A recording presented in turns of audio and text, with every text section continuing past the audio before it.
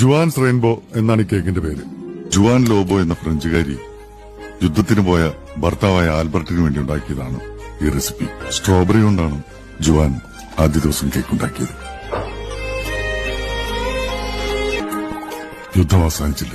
വരാമെന്ന് പറഞ്ഞ ദിവസം ആൽബർട്ട് വന്നില്ല. പിറ്റേന്ന് ജുവാൻ ഒരു പിസ്താ കേക്ക് ഉണ്ടാക്കി ആൽബർട്ടിനെ കാത്തിരുന്നു.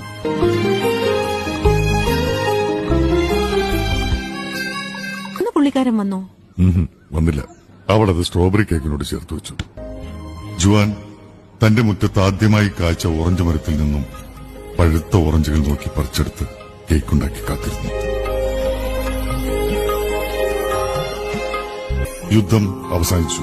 3 ദിവസത്തെ കാത്തിരിപ്പിനൊടുവിൽ അവൾക്ക് ഏറ്റവും ഇഷ്ടപ്പെട്ട ചോക്ലേറ്റുകളുമായി ആൽബർട്ട് വന്നു. അവൾ അത് അവനുവേണ്ടി കരുതി വെച്ച കേക്കിലേക്ക് ഒരുക്കി ചേർത്തു.